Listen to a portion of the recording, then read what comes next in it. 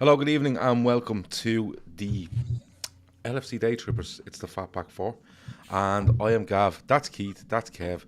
That is Seany, and Liverpool march on, and the quadruple is still on. And Seany done a tweet about half an hour ago, and he said everything is still on until it's not, and it is.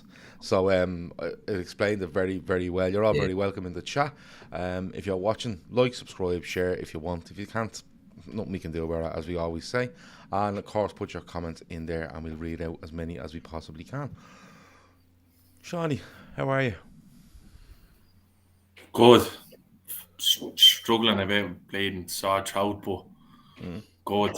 Yeah, it was a bit of a mad game. It's probably the most I've enjoyed a game, Liverpool game, in a bit, to be honest, because I'm not old enough to kind of recognise what Forest are or were, but my dad gave me a bit of a history lesson as to how good they were and what it was like, and it was a proper cup toy. Like that I felt like I was watching the FA Cup when I was a young fella.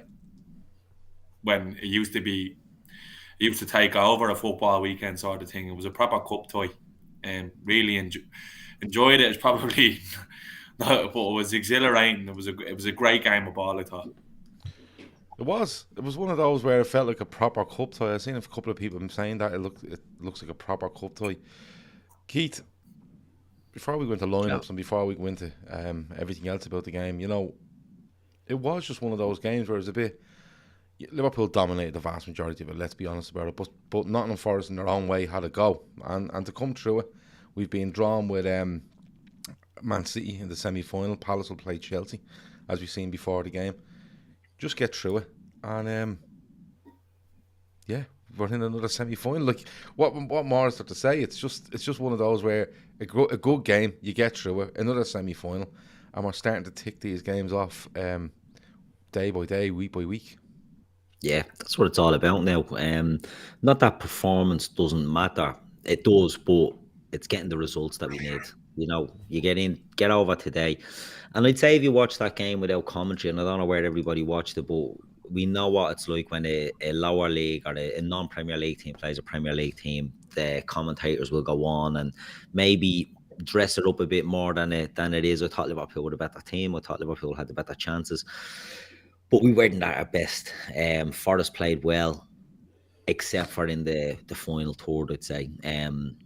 But it's only about getting the result that we need. It's marching on now to another semi-final now in Wembley, Man City. I didn't give a shit who we got in the draw, but I'm a bit gutted that we got City. Nothing to do with us or City, but I'm gutted that Chelsea drew Palace and that young fella Conor Gallagher can't play because he's on Well, he loan. could play This is if Chelsea allowed it. They're not going to allow that. No, well, you know what I mean? They won't allow that, and it just means it's a shame. Do you know what I mean? It's epoxy real this when you loan, and I think it's only the Premier League that do that. It could be. I think it is only the Premier League. If you loan in other leagues, like if a Spanish player's on loan in Spain, you can play against his parent club in Italy and the likes. So it's a shame for them, but for us, I'm just happy to be in the hat. Seany, he was dead right with his tweet. You know what I mean? Once it's still on, it's still on, and that's all we can ask for. Let's go ahead now. We know all seen the fixture list that's coming up in April. This is what it's all about. This is what you want to be in it for. We're in April now, and we have a chance of winning everything. Do you know what I mean? And how ridiculous that may sound. And look, people are going to be queuing up to knock us if we don't get over the hurdle in one or all the 3 days. But you have to position yourself. And we've positioned ourselves. We got over the first one, the League Cup. That's in the bag. That gives you a chance. If you don't win the League Cup, you can't win a quadruple. So you get that one in the bag early, and then you're positioned. We all know Man City are the favourites for the league, according to the experts. I think Liverpool have a real good shot in that. But you position yourself now where you're in the semi-final of the FA Cup. We are in the quarterfinals of the Champions League. We're a favourable draw, you know what I mean? It could have been a hell of a lot worse. And you're second in the league and you're chasing down a team that I wouldn't say are looking a bit dodgy, but are not looking as imperious as they have, while we're getting on there and getting the results. Some good performances, some not so good performances, but result is all that matters. Result is king at this stage of the season. Yeah, Cats is a heavy and decisive fixture list in April now. In a short period of time, we need our A game on. And Kev, we've spoken about this over the last couple of weeks. You know, you love to see Liverpool playing exhilarating football. You love to see them playing like, just 100 miles an hour. And I think we see a bit of it against Arsenal during the week. Our pressing was unbelievable against Arsenal. But again, there's certain games you're going to come to, like this, and probably like Watford at 12:30 on a Saturday morning after an international break, where you go, listen, don't really fucking care how we play. You want to see us play well, but once you're coming out of there with the win and the 3 points, or progression into the next round of a cup, it's all that really matters now, Kev, because you're seeing how much we have to use a squad. You're seeing an international break. You're going to see players getting niggles, odd suspensions, and it's just all about putting yourself in that position. Yeah, look, everyone's going to have a role to play in this run-in. That April on paper is horrific. It's non-stop aggression, full-on top-flight football against top-quality sides, where you're playing against sides, even in the league, everyone has something to play for. Even the Watford game, they're fighting for their lives to try to stay up. So there's no easy ones where you could pick one out and say, okay, that's the one where we can take a few liberties. No, none of that now. It's full on from here on in. And like lads were saying, and they're spot on. If you're a fan, it doesn't get better than this. This is as good as it's ever going to get as a football fan, that you're involved in every single trophy going. And nobody else can say that. And you saw it in the lineup today. When the lineups came out, there were 6 players in that starting 11 going into that game cold. And they're the kind of players that you need them to put in a shift. You're not going to get top quality performances out of them, but you need them to do a job. And most of them did. Not for 90 minutes, but most of them did bits today that kept us in the game, or kept the play going. And it was just one of those. It was all about the result. Disappointed in the final result. I thought we were better than a 1-0, but it is what it is. It's 1-0 and we're through. That's all we can do. It is all we can do. And me and Keith were out yesterday having a drink, and we got talking to, it's my brother-in-law. He's a United fan. And we were having a chat with him about United and Liverpool, and we were a good hour there, basically reading him his rights, I think we were, to be honest with you. But we got on to the whole thing about winning a quadruple. And, if we win this game, where will we be if we win that game? And he just turned around at one stage to me and he went, listen, when United were going for the treble, games were literally coming every 3 days for the last 2 months of the season, he said. Yeah. And all you can do is enjoy it. Because if you don't enjoy it, don't be there. Do you know what I mean? Now, you can worry, he said, you can worry yourself, and you can absolutely, your head be falling off the morning of the game or the afternoon of the game, he said, but that's where you want to be. There's nowhere better to be. It is absolute top-end pressure, but there's nowhere better to be. And he even said to me last night, he went, look, United went and won the FA Cup, the League, and the European Cup, he said, but they could have easily lost the European Cup final, and he said, like, would I have regretted it? He said, no. He said, that's where you want to be. He said, there's no failure in this. There's actually no failure in it. He said, if Liverpool come out with this with a League Cup and maybe one other trophy, i.e. the FA Cup, there's no failure in it. He said, to be in that position going into the start of April is ridiculous, he said. It's actually ridiculous to be in the 4 trophies at the start of April. And you just have to... You have to enjoy it, but I understand people are literally going, holy fuck, when you look at April, and we get on to it later, and we look at how the fixtures have fallen, because it's just a mental series of games now we have. And the one thing I would say is that Klopp knows he has all these games. He knows what players he has. He knows what days he's going to be playing for the vast majority of them, and he'll have them ready. There's no doubt about it. He'll have them ready. You won't see many, for me, people put in a team and going, I'll just throw him in there, a youngster or whatever. He's not. He's going to go absolutely hell for leather at this now, because he's 16 games away. He's 16 games possibly left in this season, and if he's successful across these series of 16 games, he will go down. He go down as it's the biggest achievement ever seen by the club in one season. So it's one of those. It's the biggest achievement by any English club. Do you know what I mean? It's not even just Liverpool. This is just blows everything out of water. And that's what I don't think we've, we go on about, Liverpool fans go on about the quadruple. And, I remember when Manchester United won it in 99, I'm sure we all do. Seany's maybe a little bit younger. But, they were a good team, but they did have a lot of luck along the way. They did, the semi-final in the Cup against Arsenal, they weren't great in that game. They did have luck. You need that luck, and you need to ride that luck, and you need to be there to take advantage of it. And, Klopp does this, he goes down. Alex Ferguson got a knighthood on the back of winning a treble. I don't know what Jurgen's going to get. Well, the one thing I'd say is this will never be achieved again. With the expansion of the Champions League and the Club World Cup and the ever-expanding international calendar, no club side will ever get close to doing this in the future. It's just going to be a physical impossibility. So the fact that we're in it now, I think if we do it, it'll never be equaled. I just cannot see how a squad of 24 or 25 players with an expanded Champions League, an expanded Club World Cup, can achieve all four competitions. I just think it's going to be impossible. So this could be the last chance that any club has a realistic chance of doing it. Go on, Seany, you were going to say something there. It's just box ticking now, really. Like, I seen loads of the stuff going around today about the schedule and all being tweeted up, and this game after this game after this game. But I don't think the rhetoric changes for this team. I think it'll remain to be the bar now, one game at a time. Because listening to Roy Keane there tonight on ITV, I know he does a lot for sound bites and that, but you need to when he talks on this sort of thing, you kind of think to yourself, yeah, well, he's done that, and he did, and he was so key to it. But he literally just said, you just go in, you get the game out of the way, you focus on your recovery, and you go again. He said there won't be too much insight into analysis and areas of improvement. The team just sort of goes into autopilot in a way, and you just keep going, and you trust in the ability and the quality of the players within the squad. And he said he sees that with this Liverpool team. I didn't for one sec think today it was going to be easy. I don't think Benfica is going to be easy, and I don't think those players will either. It's so.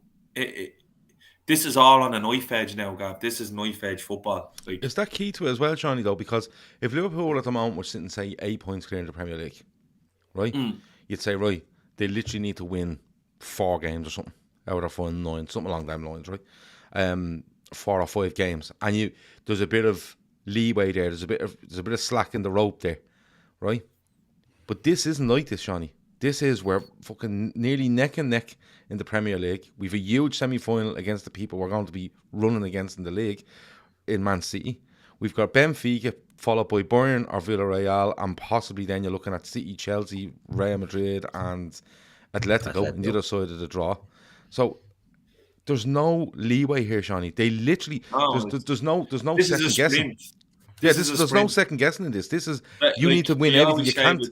You can't take a weekend off, is what I'm trying to say. Yeah, what they always say with these competitions, it's a marathon, not a sprint. And the Premier League has been a sprint for the most part between Liverpool and City because there's been so little margin for error. But when you look now, like we and it goes the other way as well. Like we could literally destroy season City in a week. Yeah. Likewise, they can with us, sort of thing. You know what I mean? Like you said, it wouldn't be a failure, but you've got to feel like we are banging in every single competition here. You know what I mean? And it's just keep rolling. This is something as a spectator that's completely alien to me. 18-19 were going for the league kind of, and the Champions League is sort of a distraction, and we end up winning it. But now we're looking at it now, and we have the squad now, Gav, which is a big thing. Where you're kind of going, we can take on all comers, and it's just literally going to be one game at a time. And I'm not ready for it. Everyone's wondering, just strap in and enjoy it. Like, this is going to take years off my life. I absolutely know it. But what they always say is the journey is always greater than the destination, and that's always what you remember. And today was a memorable FA Cup quarter final, which you think, when we look back on these runs, you go, and Jesus, we went to Forest and they gave us a great game. And that's what it's all going to be about. And the thing is, we're kind of, we haven't been a scintillating best I'd say the last month. I thought we were good against Arsenal. But you look at some of the performances and the results far outweigh the performances. And that's all that really matters. I think we have gears, Gav. And that's the scary thing. I really do. I think that there's gears to go on this side. I think that our forward players will come around again and start like kind of hitting a bit of form, because they haven't been great, but we've just been getting it done. And that's really all that matters. We're finding a way. Whereas you look at City, who dominated Palace last week, they couldn't find a way. So this is brilliant. Like, this is, like Kev said, just you're never actually going to see anything like this again. This is the pinnacle for us. With football becoming so diluted and fucking torn out and dragging the arse out of all these competitions, like, this could be, it's historic. I said it a weeks ago when we were talking about how important the Carabao Cup final was, and I thought, like, if we win that, you feel this is really something, a springboard into history. And while we're riding the crest of the wave here, and who knows where we're gonna end up, but fuck it, we're all along for the ride, and we'll be here every Sunday talking about it, no doubt. And I'll probably need to check into Lomans by the end of April. But look, a couple of people are mentioning, Everton fleece. It's not. It's just a Puma top. But you need all the support you can get at the moment to get Everton. So in fairness, if you think that's me supporting Everton, fair enough. John says, remember that United team that won the league in '99 and the treble, they won the league by a point. They beat Spurs on the last day. I think I remember Andy Cole lobbing a goalkeeper. They were also on that tightrope. That's the big thing for me. It's there's none of this where you can go, that league game there in between Champions League game, or that league game there between an FA Cup semi-final. We can let off the pedal a little bit because we have a margin for error. There's no margin for error, and I think that's actually good for us, where we know because sometimes you can play really well. You have a week where you go, this game we can kind of take a few chances on because we're back in it next week and we have a buffer. And sometimes it can be hard to get back up to that level again. Whereas this team just know now, every game you go into, you must win. You must win between now and the end of the season. And if you keep doing it, God knows where you get to in the end. But onto this game itself, Keith. You see the lineup. Alisson plays Gomez, Konate, Van Dijk, Tsimikas. He goes Fabinho. He goes Keita, Elliott. He goes Oxlade-Chamberlain, Jota, Firmino. No sign of Mane, no sign of Salah. It was still strong enough though, wasn't it? Like, were you expecting to be a bit stronger? Because I seen a few people going, wow, he's left a good few out there. And then I saw people going, geez, that's way stronger than I thought it was going to be. Is that just people thinking Forest were going to be a bit easier than they were? But overall for you, it was a good lineup. It was a good lineup, great bench as well. It was, Gavin. Like, I don't think we're going to see Tyler Morton and Conor Bradley or these young lads now. They've had a few games, even Caoimhin Kelleher, they've had a few games, well done. But now it's the senior squad, which Kelleher is a part of, but I don't see us messing about with goalkeepers now.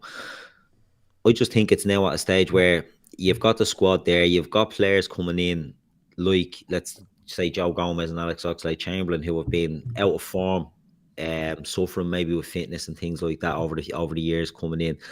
And if they're, let's not say your weakest link, but if they're the players that you're like more worried about, well then we're not doing too bad. Do you know what I mean? Like, we'll talk about individual performances, I'm sure, but the squad now, whatever variation of it that we're going to put out in games, it's going to be strong. It might not be as strong as people expect it to be, but it won't have youngsters in it. And we played Forest today. Did we take them too lightly? I don't think we did. I think, Steve Cooper's a good coach.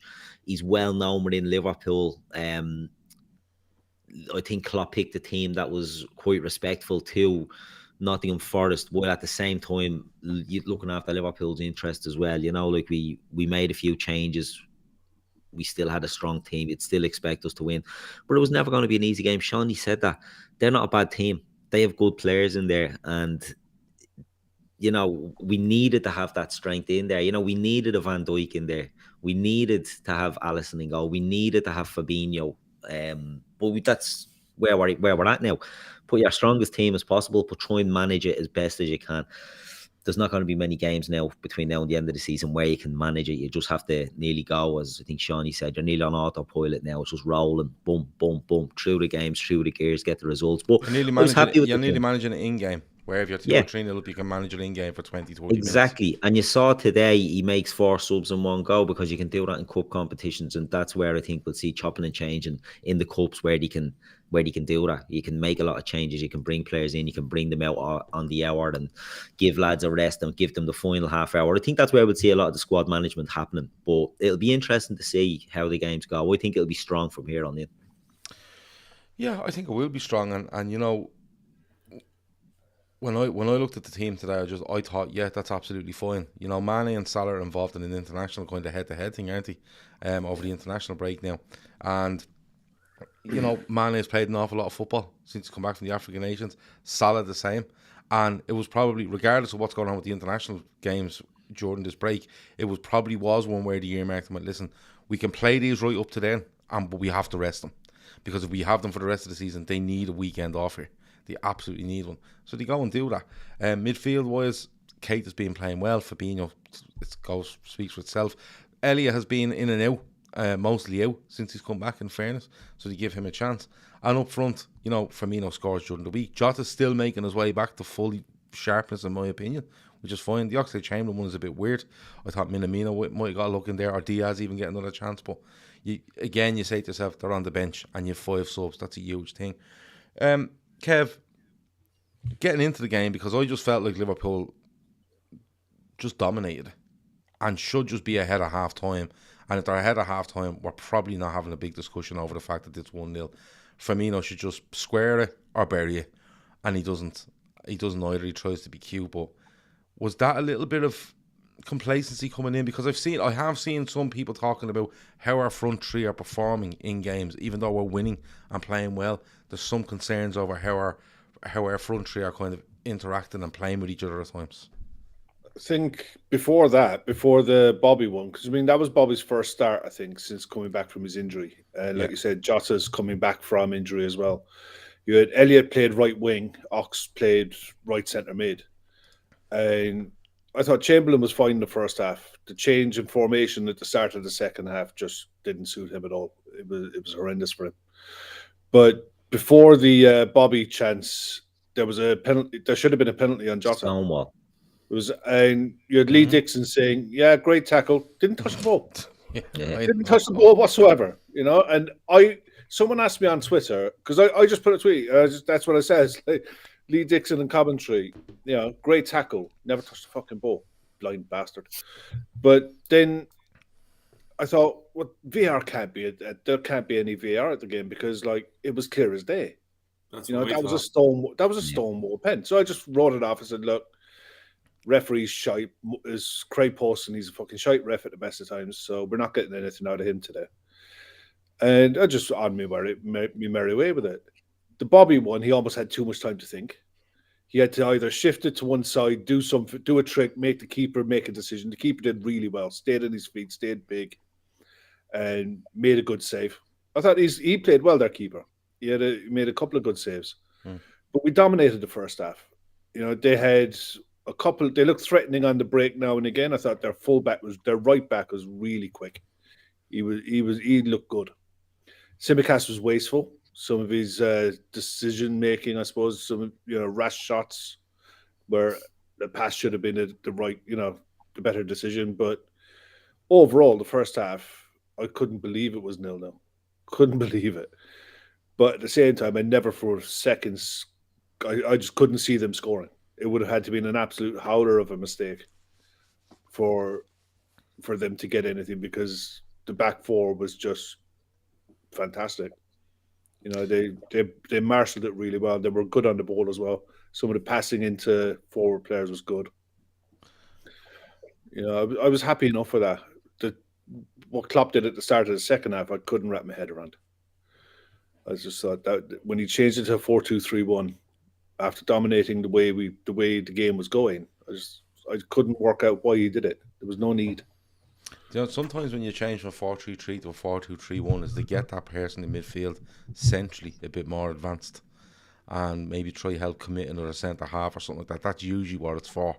But Seany, like Firmino should score.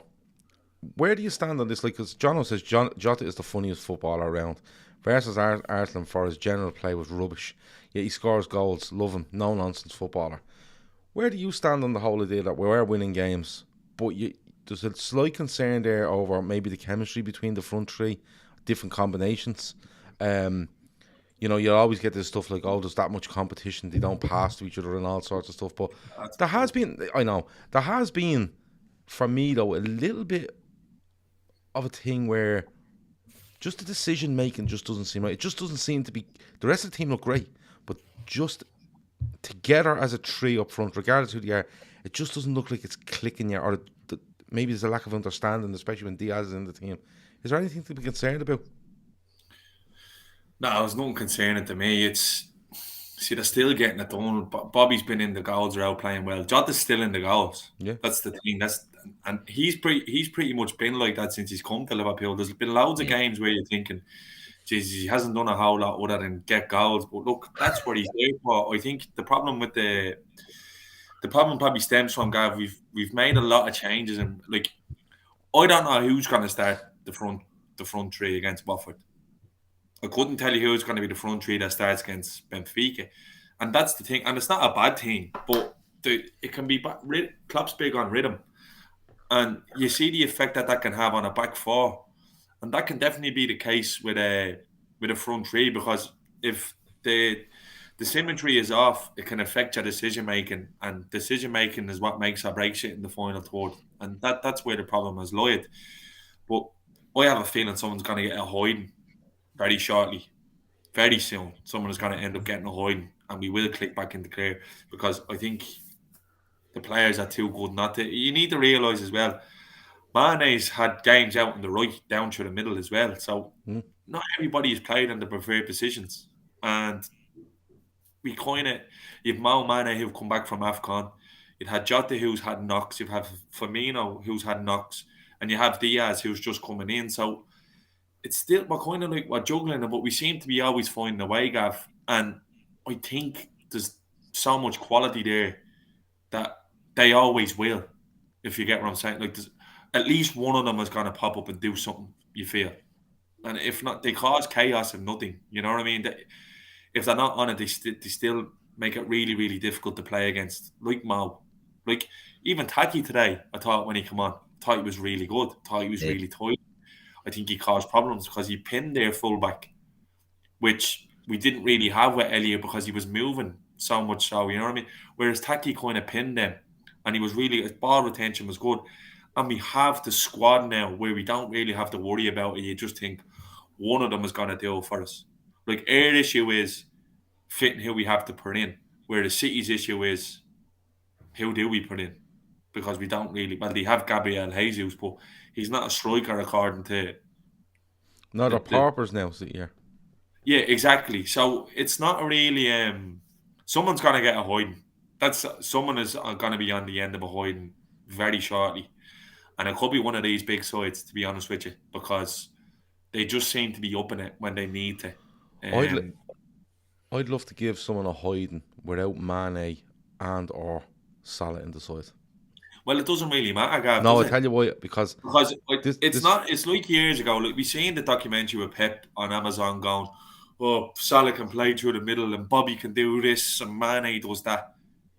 He won't have any clue who we're going to start in either of those games. The way I look at it is, if we give someone a hiding and say Mane doesn't play and Diaz and Jota do, right? Bobby's just easy going. He just plays his game. But I think if he'd done it without Mane there, or say Mane, Jota, Diaz started and Salah didn't play and we gave someone a hiding, I think them two in particular, just how headstrong they are and how they want to contribute and how they want to get in and score goals for Liverpool and affect games for Liverpool, I think it wouldn't be a kick up the arse. I'm not looking to give either player a kick up the arse, but it would be something where the two of them would go, oh, we're giving out hidings now, are we? Without me in the team. okay, I'm getting back in there and we're going to continue to give out hidings. Just a little spark, you know what I mean? Just a little spark. And look, I think the team is playing very well. I think in periods we're controlling games, in periods we're defending well. Sometimes it looks a bit disjointed up front. I'll give you that. But I think you're right in what you're saying.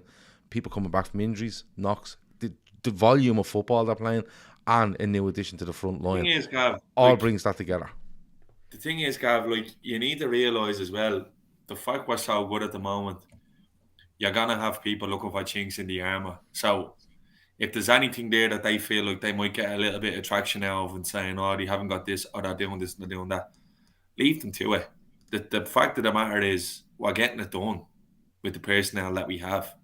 And the only concern I'd probably have running on the end of the season is the midfield.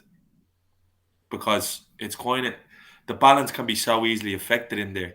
You know what I mean? With depending on who we have in there. So, look, I don't really have any. I'm now asked to grime at any that Jota annoyed me today because I thought he was at the ref too much. He reminded me of Bruno and Bernardo today a little bit. Just at the ref too much. Just fucking get on with the game. You're not gonna get the FA Cup's different. Like, you're probably getting them frees week in, week out in the Premier League, but you're not gonna get them. Slightest touch, he was going down looking for free, and the ball was still playing. And you could even see Klopp going mad at one stage. That annoyed me a little bit. I thought Bobby was sloppy, but look, we're fucking in the hat. We're not even in the hat. The drive was already done. So, like, what there? We roll on and we'll meet again. That's kind of that's the way it is. You know what I mean? We didn't even have to bleed roll out Divock. We didn't even have to bleed D.I.'s Divock today to dig us out of a hole. We haven't even had to use him yet. We still have fucking Divock wild cards in the bank. So it's all good. Yeah, our forwards have got us into this position by doing the business for a whole lot of the season. And in the last few games, it's our defence and our defensive side of our game. So Alisson, the back four, the midfield are the ones that are driving us. You know, 1-0 wins or 2-0 wins or 2-1 wins. You know, we're where we are because Mo banged in 20 goals in the league. Jota's banged in 14 or whatever, and Mane as well. You know, I don't know if they're still the top 3 scorers, but they're up there or thereabouts. And, you know, it's been an effort from them to get us there. We don't need them. We don't need, you know, to be winning 5-0 for the rest of the season. It'd be nice, you know what I mean? It'd be less stressful. You just need to get there, and we need our more defensive side, which is doing it now, will be what drives us home in most of these games, I think. You know, teams will fear us in the attacking sense. They always will with the players we have. And whether they're not clicking at the moment, you know, Mo, I think, came back from AFCON, hasn't been great, in all honesty. Hasn't been great since he came back from AFCON. He could go out and spank someone. He could, you know, hit a big, good team for a hat-trick. And then all is good again. You know, then we're not looking at these, you know, missed chances, not passing and things like that. There's been times Diaz has gone through, has tried to pass, it hasn't come off. People are criticising him for being greedy. You know, little things like that. Everyone just gets a bit annoyed about at the moment. But I think that's everyone's living on their nerves a bit. You know, let's just wait and see. The attack got us where we are, but it'll be the Virgils and the Alissons and the Fabinhos now that will be looking to get us over the line. Exactly. Look, regardless of what we think might help us or hinder us, it's going to be brilliant, and I can't wait. And we're going to talk about April in a bit and the fixtures. What Keith said there, like, just before we get off the holiday of the squad, like, without sounding like Michael Owen, like, they're your breadwinners, your Fabinhos, your Virgils, and your Alissons, because this is the most Michael Owen quote ever. But if you don't concede goals, you won't lose games of football. Yeah, so that, like, it is that simple. That we're only relying on a moment. We're only relying on a moment now from one of our forwards, because we don't seem to be giving up an awful lot. People talk, they go on about they had a huge chance today, but they go on about the high line, but it's destroying teams, that high line. Like, you've seen how frustrated the Arsenal front three were getting. Yeah, they're the main men. We only need to worry about them being in form, and we'll get on to the game. Like today, Alisson, not a lot to do, but has a huge moment, and you get on to the penalty and all. But the thing that's really annoying me is that nobody actually talks about how good his positioning is initially to be even close to your man there. That's just it's the highest level of goalkeeping. Yeah, like, and then there's the one where they call for the penalty, and your man's initiating. That's what I'm contact. talking about. Yeah, That's the one. Like, yeah, the fact he's on top of the striker. Yeah, and he's is initiating the ridiculous. contact, and I think the decision is probably correct there. And then of course you do have Liverpool's goal where people are going, "Oh, was he offside?" And look, does it look this and does it look that? But like, Alisson has one bad clearance, doesn't he, early in the second half, where you go, "What the fuck?" And I think sometimes that's just in Alisson. It's like he just gets bored, and I genuinely think his concentration levels are outstanding because there's a huge amount of games he plays and he's nothing to do, and he pulled out his top save near the end of a game. Brighton away the other week, I think it was Welbeck got a header and he tipped one over the bar. Good reaction. Arsenal earlier on the season were bashing them, and Partey hits a great one towards the top corner, just steps across, makes the save. His concentration level is great. And then he just drops one like that. And I think, do you know what? I don't think it's until we concede one, I don't think it's a bad thing where it nearly snaps them out of this kind of mid-boredom. When you're looking at somebody and you're not looking at them, you're looking beyond them, you're just glazed looking past them. That's what it feels like with Alisson at times when he's looking at the game. But then that just kind of clicks him back into gear and he's grand, the sort of way. Kev, we make a lot of substitutions in that second half. Do you think it's something you wanted to do? Would you prefer to stay away from that and be a couple up and maybe make one or two? Or was there always the case where they're going to try and make as many as they can? No, I think the way the game played out, it needed. He obviously wasn't happy with something because of the way he changed the shape at the start of the second half. He put Ox out on the left wing, and we got overrun in midfield. The Forest targeted the two central midfielders, and that's where they were getting joy through the middle. So he had to change something. Maybe I think for being the two that he changed in midfield looked like they were planned. Henderson and Thiago to come in.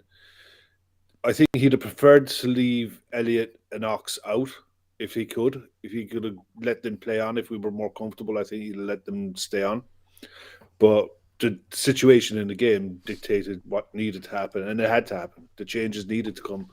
And the beauty about us needing, a win at all costs in every single game, he's making these changes early, giving players a chance to come on and affect games with half an hour to go, 35 minutes to go sometimes. And it's not like before where he would hold on and give him 5-10 minutes at the end and hope. At the minute, he's doing it with half an hour to go, knowing that there's a possibility of extra time to come. I think he got the changes right, and when the changes came, we sewed things up. What Keith was saying there about the clean sheets is so spot on. I mean, Jota's on 19. I think John was saying it in the chat. Jota's on 19 goals in all competitions this season. Any other year, from your third choice forward, you're ecstatic over that, But the fact that Alisson looks like he's going to challenge Ederson for the Golden Glove this year, it's that gets us over the line. That's what wins you cups and wins you leagues. Clean sheets, miserly back fours, especially when you got a front five that we've got. You're always going to get goals. And it's clean sheets, the scuttery 1-0s. That's what gets you cups. And I think Klopp managed it pretty. He got the changes pretty much bang on today. I don't think he made the fifth change in the end, did he? No, he does 4. No, he does 4, and that was it. So he held 2 but back. He does them nearly on top of each other. Yeah, he does 4 straight together, away. Yeah, all in one go. And the change he made at halftime didn't work. So he just said fuck it and made the 4 changes. Yeah. No one was coming on that you were a bit worried about they might be carrying a knock or something. There was none of that. And the players that went off, Ox looked like he hadn't played in a long time. Elliott the same. He was coming in cold. Joe Gomez came in cold. Konate came in cold.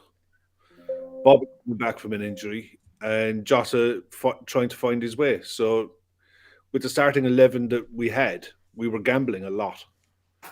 We gambled an awful lot with that starting 11, that they'd all hit the ground running. And some did, some didn't. Joe Gomez was very good today.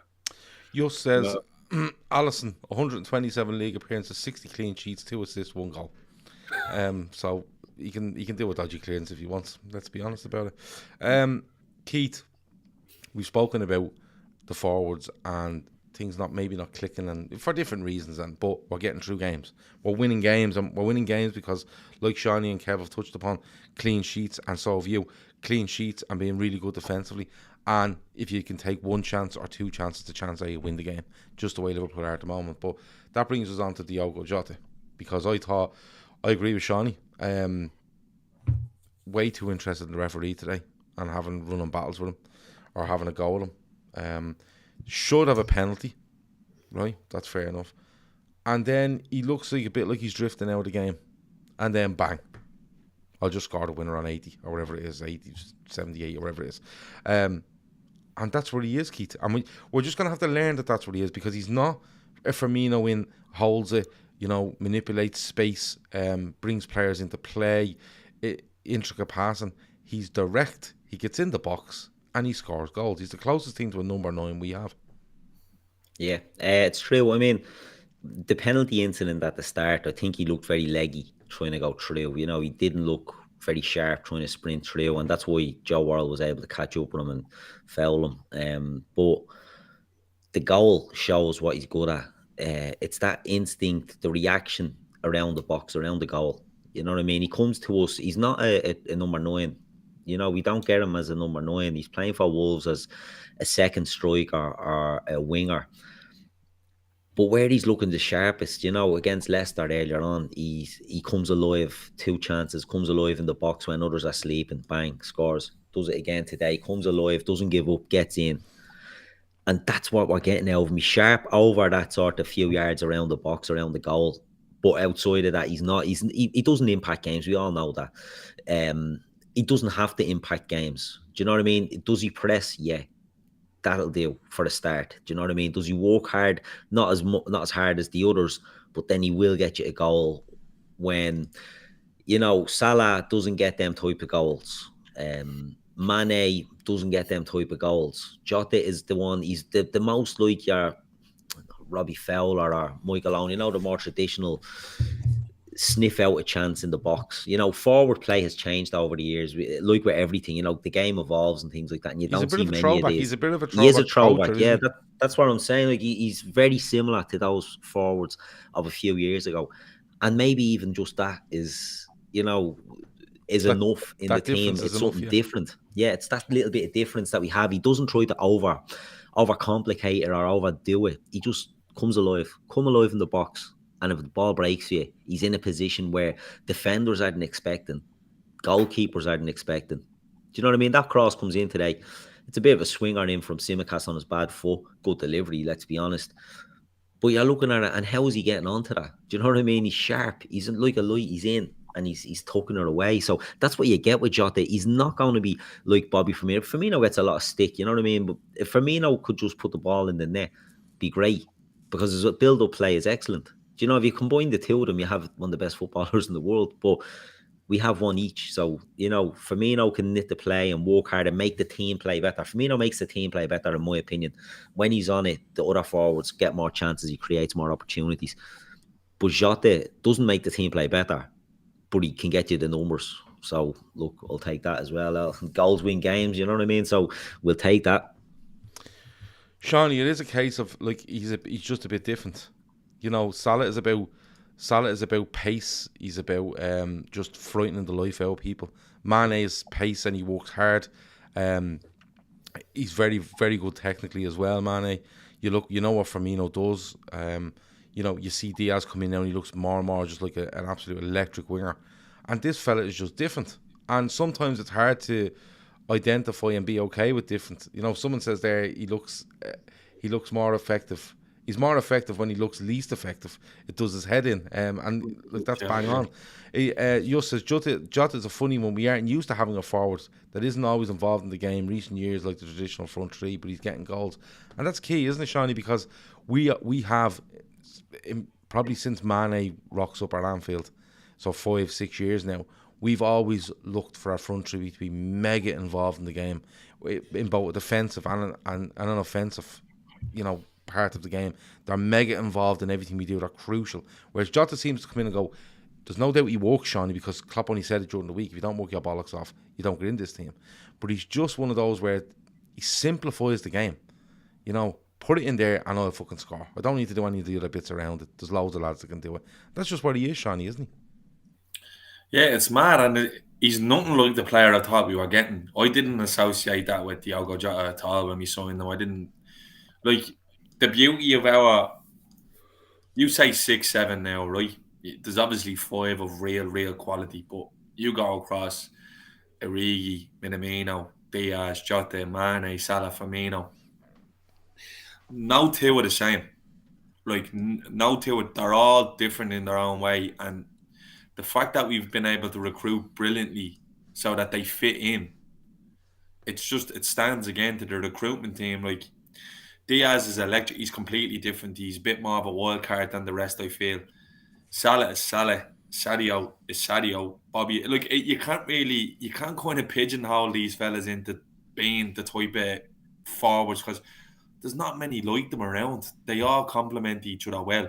No more than the original front three. And Neville went back to that against Arsenal going, Jesus Christ, look, the original three are on now. Like, these are okay to get that sort of thing. So, it's not even Liverpool 2.0. It's just Klopp is amalgamating a forward line where he feels in any given game they can do the job. And Jota has just this knack of getting goal. He reminds me of Raul, like so much of Raul. Yeah, really.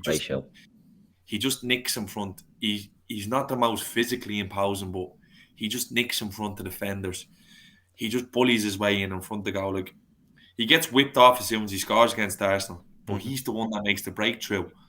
And he's going to score big goals between now and the end of the season. And he's just accepted his role in the team. Klopp's got the buy-in off them all here. You know what I mean? You can't be brilliant every week, but you can get on the score sheet. And I think nobody epitomises that. He's the anti-Bobby. He's the anti-Bobby. Bobby could be a 10 out of 10 and get nowhere near goal. But he pulled strings, get other people involved in the game. You wouldn't see Jota for 80, 90 minutes and he'll just pop up the way he does today. And I couldn't be happier with him, to be honest with you. He annoyed the fuck out of me today, I'm not going to lie. Yeah, but he scores. Yeah. He scores, and that's it. Look, you're not going to turn around and go, yeah, Jota was shit. You're like, no, Jota done his job. Yeah. And he got out.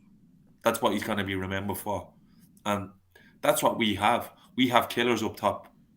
And like, again, going back to Neville said, we are dangerous. This Liverpool side are dangerous in so many aspects. Salah has had a month off, but he's got a few penalties. He hasn't been great since coming back. He's going through a big rigmarole with his contract at the moment. It hasn't affected us. We've got on. It's not disrupted anything.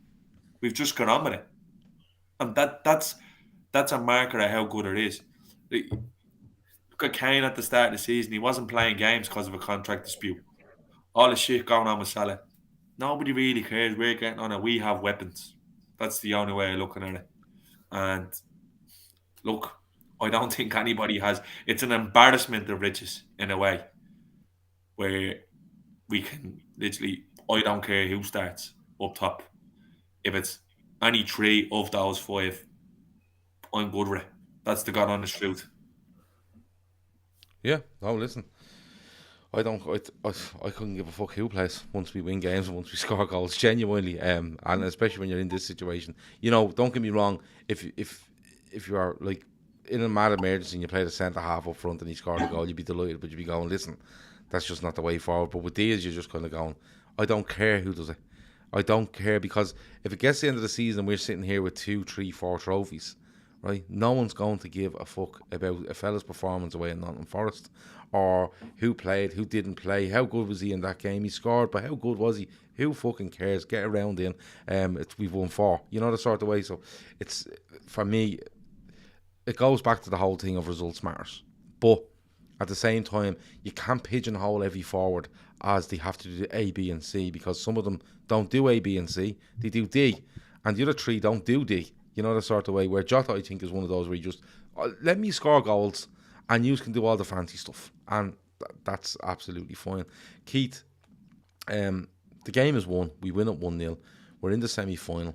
You look at, Chelsea win away at Borough, Palace hammer Everton, City run out easy winners away at Southampton, and it's probably the 4 teams you expected to be in the semi-finals.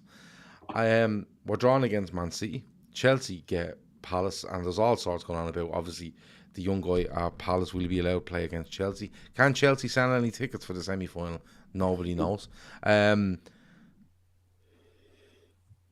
It's what we expected, Keith. But I'm kind of bringing this on to April because I can't wait to start talking about it. It's going to be, it's actually a ridiculous schedule, isn't it? But you just have to go with it. You just have to be ready every single time you're called upon now, every single game. Yeah, exactly. And look, it is going to be tricky. It's going to be a sticky one. But we've said at the start of the show, this is what you're in it for. This is where we all want to be. We couldn't pick it any better. And, to be in with a shout of winning days, to be in Champions League quarterfinals, to be in a title race, to be in cup semi-finals, just bring it on. Do you know what I mean? Big games. Liverpool can perform. I think they can up it, and they can do this against the big teams. So we can look at the fixture list.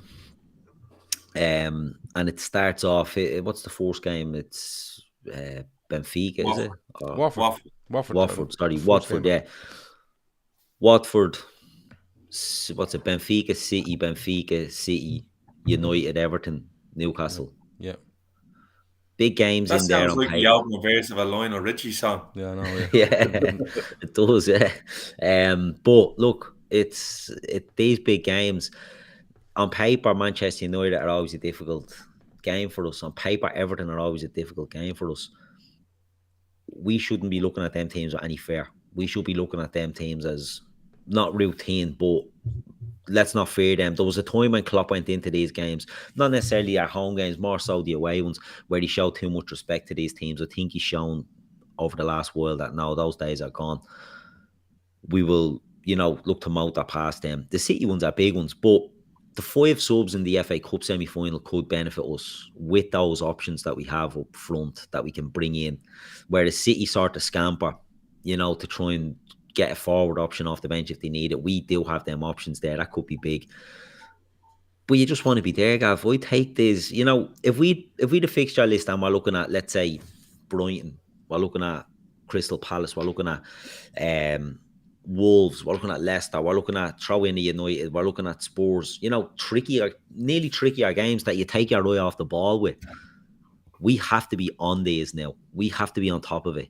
There's no reason why we can't go through and win every one of these games. Possibility we won't, but we have to look every one at a time, cup final, boom, cup final, boom, cup final, boom. Every single one of them treated like that, one game at a time. It's a cliche. We know it's a cliche. We've always said they look at blocks of games. Those days, I think, are numbered now. It's just, what's the next game, right? This is the biggest game you ever played in your life. It's Watford at home. Don't care. Biggest game you ever played in your life. Get out there and win that one. The next one, Benfica, biggest game in your life. Get out and win it. Do you know what I mean? And you have to treat it like that. So the fixture list is possible. We the brutal January fixture list as well. With February fixture list, December, every month is tricky. Am I just going over? Am I ticking over? Am I beating them?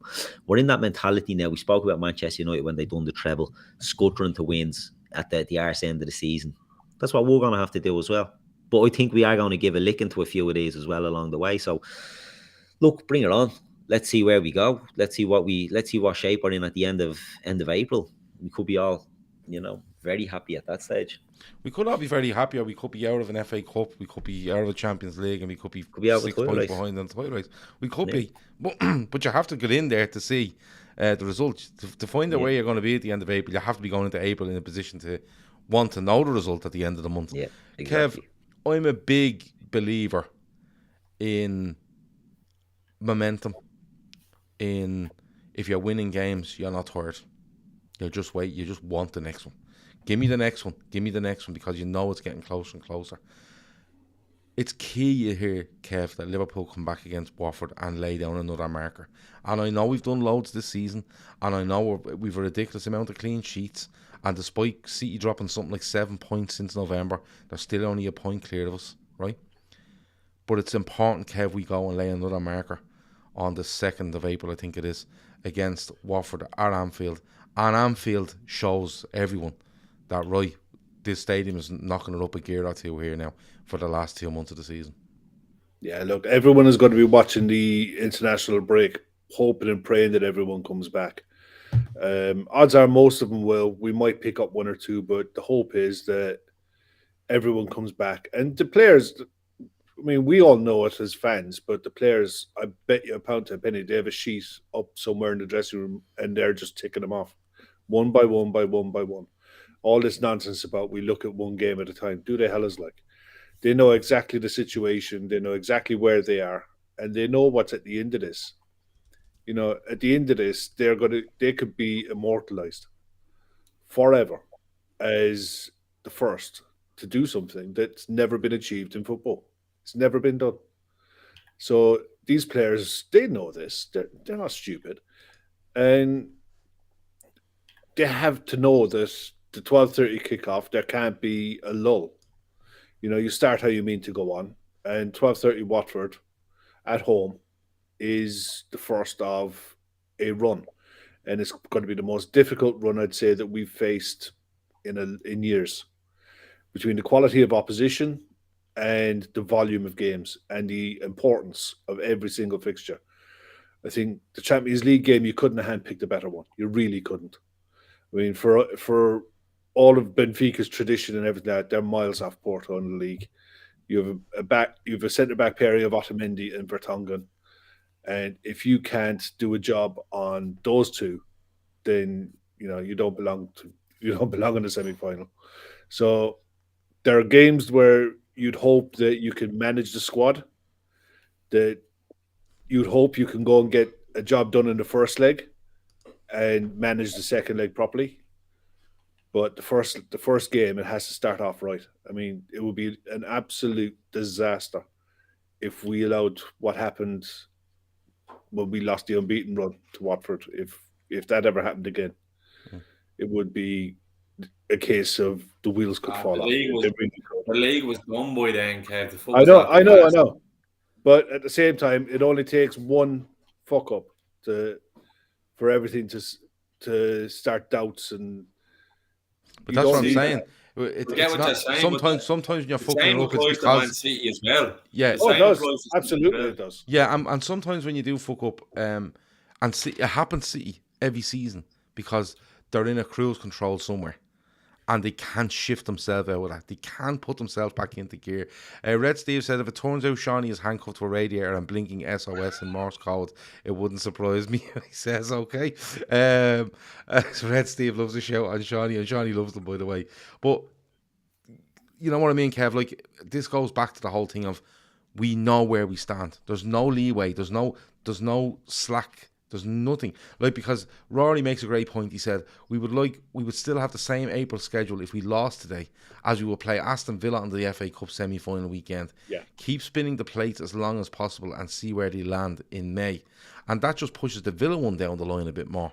You know, the sort of way they're going to have to fit that in somewhere as well. That one gets fitted in either second last or it'll probably be after the cup final. Yeah.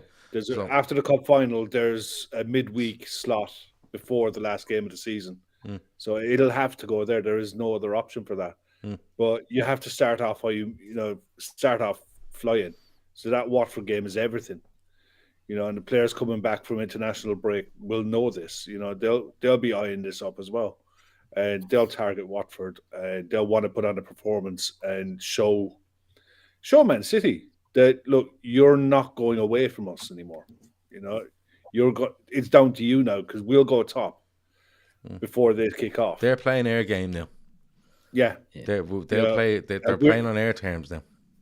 Exactly. And it was always the case that it was in our hands. Once we got it to, I think, within 3 points, it was in our hands. And it's still in our hands. Yeah. No matter what Man City do, the Man City can't stop us winning the league as long as we win there. Yeah. If we win all our games, there's fuck all they can do about it. Yeah, unless they score win 8-0. No, because it doesn't matter. It doesn't matter now. They're dropped. Oh points. Yeah. Sorry, I thought you said when we got to 3 points. Sorry, now it doesn't because we now it doesn't make a blind bit of difference. It did at 3 points. And that's difference. Its own pressure. Yeah, that's its own pressure. It's when you mentioned the 3 points that went into my head. Right, I'm going to go around the table with this, and we'll head off then after. Right, Seany, you know the schedule. You know who we have you know who we have in a possible. We know you have in the Champions League quarter final, possibilities in the semi final. You know what's happening in the FA Cup now. You know where we are in the league and the fixtures we have left. 9 of them, I think. Yeah, 9 of them.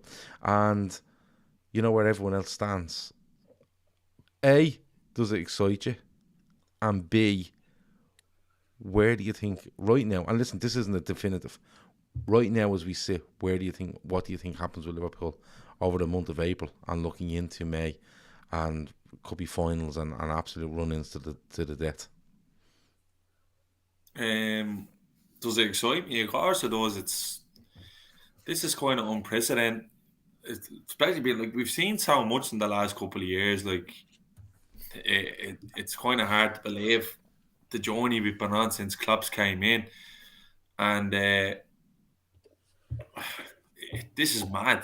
This is mental. Like, there's loads of cliches that have been thrown around about football by years, but where every game's a final and all, but fucking genuinely is like it is. Like, there's nothing to be nothing to balk at. And the thing is, like, in terms of opposition fans, they it'd be more and more every week them going, oh, them fucking ages thinks they're gonna win a quad, and then they're going, oh, they're still in all them competitions, and Jesus, Liverpool are in another semi-final, and it's just box ticking, gaff. Who knows? So much can swing. And this is what happened with this season. We were fucking 12 points behind these at Christmas, and now we're breathing down their neck. So much changes in 2 weeks in football, never mind a month. But if you look at each and every one of those games, you need to think, yeah, we can win every one of them games. Easily. Not easily, but it can be done. Watford should beat them. Benfica should beat them. City away, it's going to be tough, but if you look at the way they're playing, I think there's a good time to be playing them. In the FA Cup, like Keith said, 5 subs, I think we have the depth to oust them. And then you're going into May and you're thinking, Jesus Christ, we're still... The fact that it's going to be April next time we kick a ball and we're fighting on all fronts is mad. The thought that we can be doing it in May is fucking bonkers. Well, you could be going into the start of May knowing you're in a Champions League final. Yes. Or I think you might have one leg of it done. You'll Look, know you're in an FA Cup final, and you'll know exactly where you are in the league. The difference now is a couple of weeks ago, you've been banging the quad drum for ages. I haven't got on board with it. I think it's such a fucking difficult thing to do, to win all 4 competitions, because we had an off night tonight against Forest. Another night we could have been banged out. Inter Milan could have been. We're getting it done though. But the path is clear now. We literally know every game we'll play between now and May. We know every single game we'll play, whether it's going to be bar where the Villa one is, and I think it was Emmett said. Yeah, but we know where the fixtures are. We know what the fixtures are. Yeah. We know who we're playing. Yeah. We don't know whether we're going to play. We don't know whether we'd play City or Chelsea or Palace in a final, or Villarreal or Bayern in a semi. They're literally the only things now that are up. But we our route is planned out. Do you get me? Like, you can see everything. The road is ahead of us. I just hope people don't throw the bleeding baby out with the bathwater if you drop points in a league game, because there's going to be loads of twists and turns in this. Yeah, that's the way it is. There's no room for, not much margin for error in the FA Cup or the Champions League, but the league is going to be mad. I can't believe I'm having this conversation. I genuinely can't. I always felt like... But you're going to have it next week as well. I said it so... I said that we'd be really, really strong in the Champions League, and I thought we would. I thought the FA Cup, I thought Klopp would do the usual and fuck it off but he hasn't.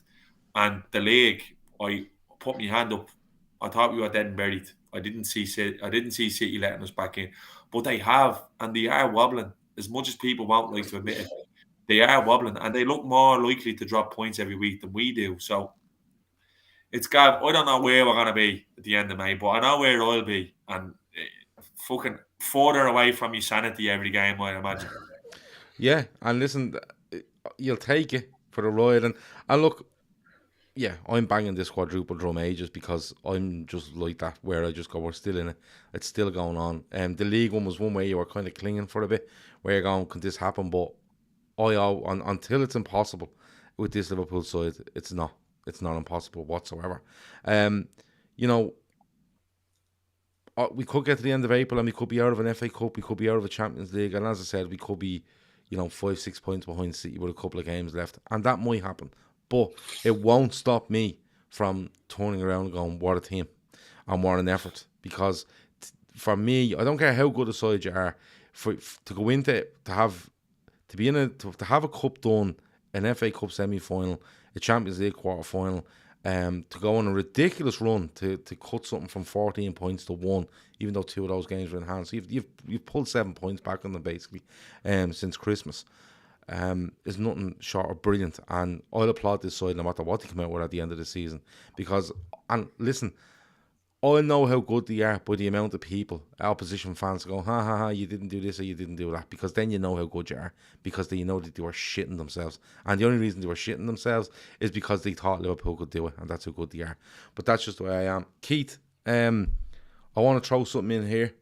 A few people have reminded us beforehand. Man City have declared that the Liverpool versus Man City game at the Etihad is now a dangerous game of some sort. Yeah. Never before has it been like this, but all of a sudden now it is. And they've cut Liverpool's allocation in the ground down to 2,800. I think that's down from around, I think it's about 3,500 or 4,000, I think. Okay. But all of a sudden now, safety bodies and stuff like that have decided that Man City versus Liverpool is a high-risk game for danger. Their heads are falling off, Keith, in my opinion. And how are you feeling about April, and where do you feel we will be at the end of it? I agree, their heads are falling off, and it's little things like that, and people might think it's such a big deal. They do not want 3,500 Liverpool fans in that stadium, because they'll make more noise than the Man City fans. They'll cut it as much as they can. And I hope Liverpool remember little things like this. They probably won't, but, it's ridiculous and it's petty by Man City. But I think, I'm of the opinion that we're still talking about this in the start of May. That we're looking at, as you say, we're top of the league at that stage. We're in the final of the FA Cup, or in the Champions League, whatever, 1 foot in the final of the Champions League. And that can come across as cocky and arrogant. I don't mean it to. I genuinely believe that this team, with this manager, with the squad of players that we have, will never be as well placed or prepared for this than we are now. And I just think, fate can knock you down, but I think it can play a big part in where we're going to be here. And I just think Liverpool I think they're going to leather a couple of teams along the way, and I think we're going to scutter our way past a couple of these games. But I think we're going to do enough that we're going to have a much clearer picture in the start of May on the positive side. Do you know what I mean? Obviously, we'll have a clearer picture. We could be out of everything by then, but I think we'll be looking at it in May, and if any of you have a blade of hair left, I'll be surprised. But look, let's just wait and see. Let's cross that bridge when we come to it. Kev, a lot. You can be glass half full, and then you can be glass half empty at times. Yeah. But come on, the only thing we can do with this is enjoy the ride, appreciate the team we have in front of us, and if they go and do the unthinkable, brilliant. And if they don't, you go, well, it's not for a lack of trying or a lack of quality. Exactly. No, it's not. And the way I'm looking at it, I think the league is obviously going to be the hardest one. Yeah, because the level of opposition we're going to be playing is going to be intense. I think City drawing Atletico Madrid is going to do them absolutely no favours whatsoever in the league. They can't take their foot off the gas.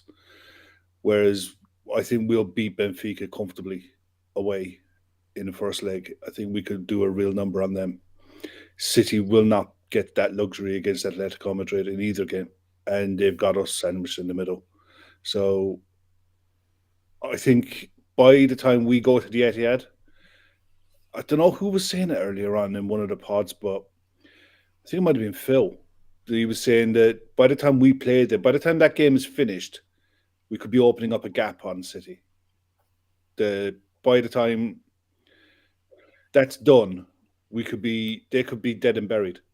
Their season could be over. That's the facts of it. They could be out of Europe. I think they will. I think that Atletico will beat them over the 2 legs. I think they've just got that kind of style of football to give them all kinds of trouble. And you wouldn't know what would happen then. Their season could completely fall apart, could completely derail them. Whereas I don't think a failure for us in the FA Cup or in a league game is going to derail our season. I just don't. I think we're definitely going to be, come the end of May, we're going to be lifting more silverware. It's just a case of what is it going to be. I think we have a better chance in the Champions League and the FA Cup to nail it. The league will be harder because we're going to be playing against sides who are trying to get into Europe, trying to avoid relegation. Plus, sides getting into the top 4. But yeah, I can't see any other way than us putting on a season that we're going to be remembering for a long, long time. I've never seen anything like this. Never. The side that when we won the Champions League and we pushed City in the league that year pales into what this season could achieve. It really does. And that's I never thought I'd see that season eclipsed. But here we are 2 years later and we're doing it again. Yeah, and it's just fucking insane. Oh, you have a prediction?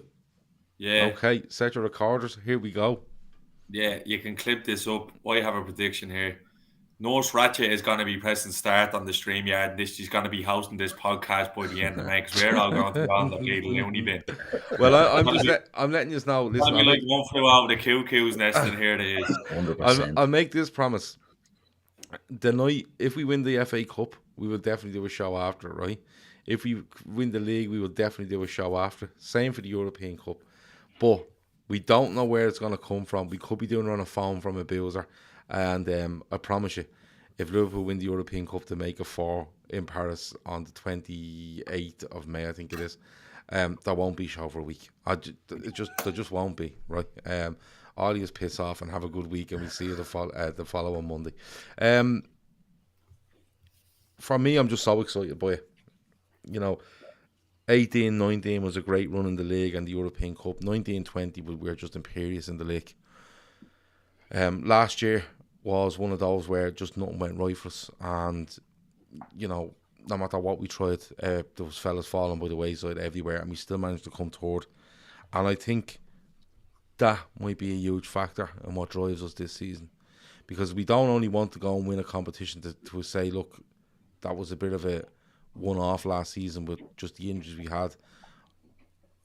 This is a very likeable squad when you see them on social media and you see them doing ads for different things within Liverpool or inside Anfield or inside wherever, but they're ruthless as well, and they are so driven.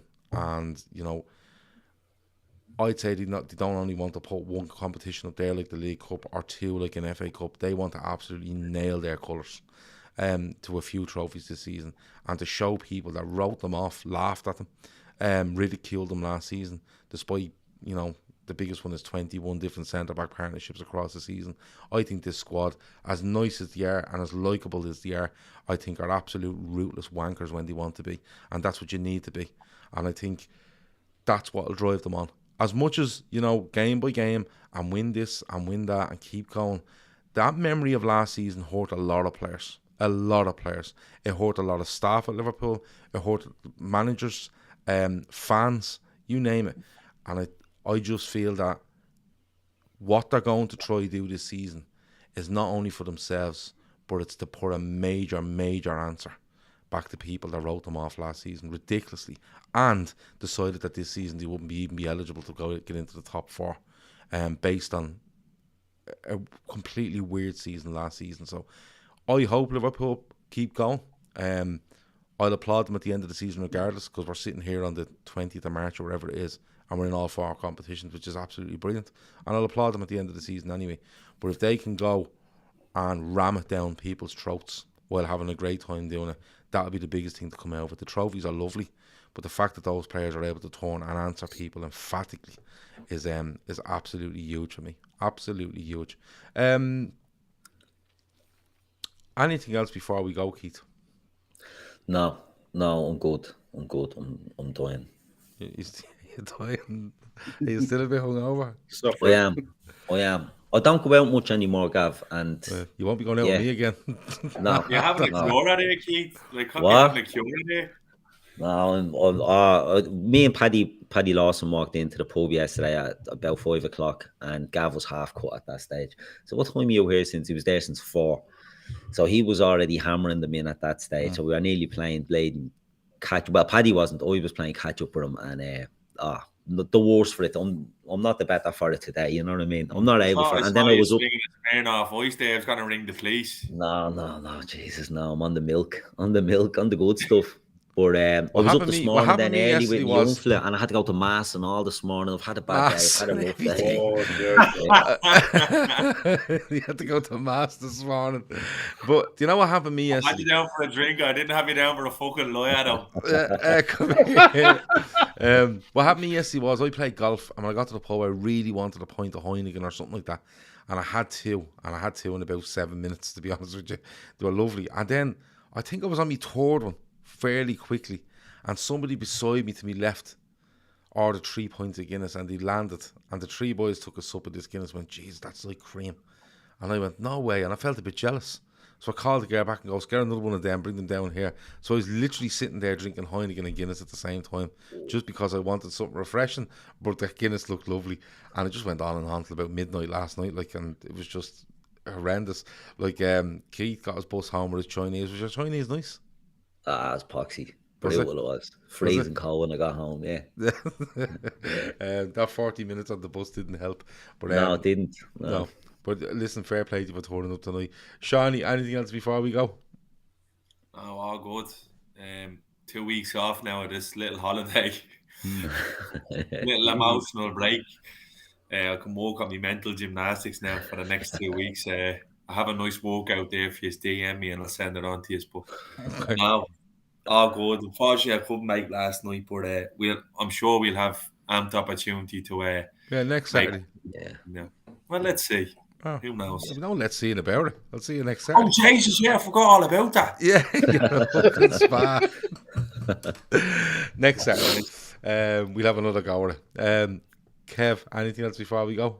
Nah, mate, all good. All good. All right. Yeah.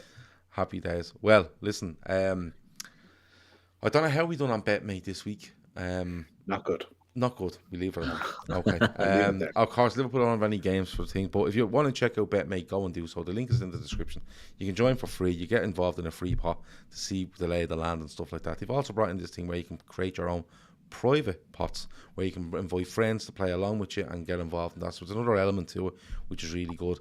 Check them out. We're having a great time doing it. We've won £20, I think, so far across the thing, which is fuck all. But we're having a great time doing it. We really enjoy doing it and getting the guests and the chat and stuff involved, and our Telegram app as well. Getting them involved and picking it has been really good. Féileacáin is our charity. Please, please, please, I keep saying it. If you can donate, please donate. Don't give us any super chats here. Don't try send us any money for anything like that.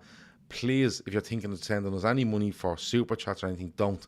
Go to the link in the description, donate to Féileacáin, take the link for the donate page and send it to everyone you know and help us get to that 10k, because listen, we might win 4 trophies, but getting that charity to 10k is bigger, right? Simple as that. That'll be the highlight of our season if we can get them to 10k by June. So please donate, and if you can't, because I understand people, difficult times and stuff like that, absolutely, but go and share it amongst friends, family, work colleagues, whatever it might be. Do something and work. You know what I mean? Shave each other's head and work for charity or something like that, and give all the money to us or to Féileacáin. You can do whatever you want, and if you do want to go and do something like that, let us know and we'll back you completely on it. And we'll give you a shout out for it. So if you want to do stuff and work with friends, family, your kids, don't shave your kids' heads. It won't end well. But anything along them lines, go and make sure you do donate or you do pass it on. With regards to this week, as Seany said, we have some time off from football, but that doesn't mean we take time off. Well, I don't anyway. So winners and losers will be back tomorrow. There will be no cop update tomorrow. I'm at a funeral, so I can't do anything about it. But winners and losers will be back tomorrow night, and then we'll be looking at some quizzes, some drafts. We might have a look back at old seasons, players. We'll come up with something over the next 2 weeks to keep us all entertained. If you have any suggestions, go into the comments after this show, leave them with us, and we'll see what we can do. That's about it. That has been the Fatback 4. It's Sunday night. Have a really good week, and yeah, should we be back tomorrow at some stage? Over now.